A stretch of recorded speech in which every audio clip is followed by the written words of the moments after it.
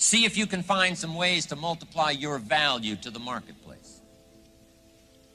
And he said, your income will immediately start to change. Up until then, I was hoping that the economy would change. I was hoping that my company would change. I was hoping that my paycheck would change. I was hoping that circumstances outside would change. And then here's what I found out. It isn't going to change. So then my question was, if it isn't going to change, how will my life ever change? And here's what my teacher taught me. When you change, everything will change for you. When you get better, everything will get better for you. And that's where I picked up that phrase, for things to change, you've got to change. You don't have to change the marketplace. You don't have to change the marketing plan. You don't have to change the economy. You don't have to change countries. You don't have to change circumstances out there. All you've got to do is look within and see if you can change yourself for the better. And as you change, things will start to change for you. As you know my story, I met someone when I was 25 years old. His name was Earl Schoaf, who dropped into my life at an extraordinary time. So, key phrase, timing has a lot to do with it, and who knows, part of the mystery of time, the timing. Part of the timing one I just had that experience that I've shared in other seminars when the Girl Scout knocked on my door. And I walked to the door and she gives me the big pitch on the Girl Scout cookies, best organization in the world for girls. Got several flavors, time to buy the cookies, only $2. And with a big smile, she very politely asked me to buy. No problem, I wanted to buy. Big problem, I didn't have $2 in my pocket. And I didn't want to tell her that. So I did what I thought was next best. I lied to her. And I said, hey, look, I've already bought plenty of Girl Scout cookies. We've still got plenty in the house we haven't eaten yet. She said, oh, that's wonderful. Thank you very much. And she leaves. When she leaves, I say to myself, I don't want to live like this anymore. I mean, how low can you get lying to a Girl Scout? I mean, that's low down.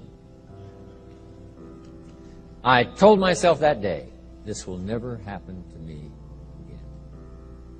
One of those experiences. It's called like life-changing.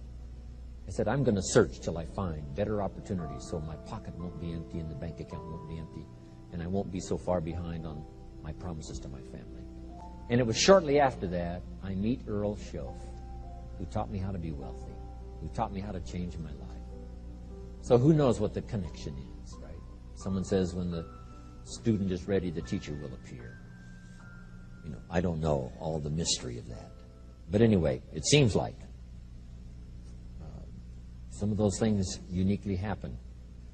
But it was Mr. Schoaf over a 5-year period before he died at age 49 who taught me some extraordinarily simple things. He only went to the 9th grade in school. Never finished high school, never went to college, never went to university. So he put his ideas and his experiences in very simple language, which I think for me, you know, a kid from the farms of Idaho, that simplicity was so important. Because if it would have been technical, I'd have missed it. If it would have been mystic, I would have, backed away. But it was just basic, blunt, ABC, familiar stuff that I hadn't thought of before. And he did start to remind me, and those ideas changed my life. Mr. Schoaf was the one when I said, this is all they pay. He said, you've been working 6 years, Mr. Rohn, how come you're not doing better? And I said, this is all the company pays. He says, well, that's not true. I said, no, this is my paycheck. This is all the company pays. He said, no, this is all the company pays you. I thought, that's a new way to look at it, right? He said, doesn't the company pay 2, 3, 4, 5 times this amount to other people? I said, well, yes. He said, well, then this is not all the company pays. It's all they pay you.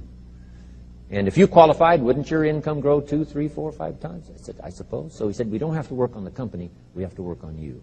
See, that was the beginning of what he called the phrase personal development. I told him things cost too much. He said, no, you can't afford them. I thought, well, that's a new concept. I hadn't thought about that. You know, we put some of the valuable things on the high shelf, so you can't get to them until you qualify. If you want the things on the higher shelf, you've got to stand on the books you read. Every book you read, you get to stand a little higher so you can get the things on the higher shelf. See, I learned those concepts. It was so incredible. And here was the most important one. Success is something you attract by the person you become.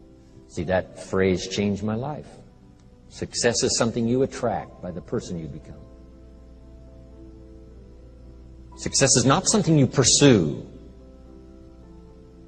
It's like chasing a butterfly. You can't quite catch it. Success is something you attract by becoming an attractive person. See, those were new concepts to me.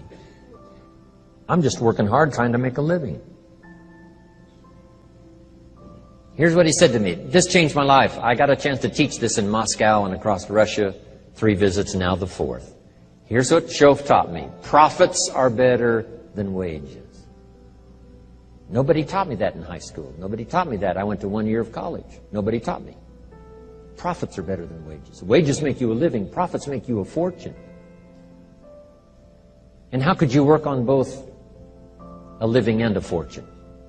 He said, well, you could start part-time working on your fortune while you're working full-time on your living. I thought, wow. Now, he said, it's fun to get up in the morning. Not just getting up and go to work to pay the rent, but to get up to go to work to make a fortune.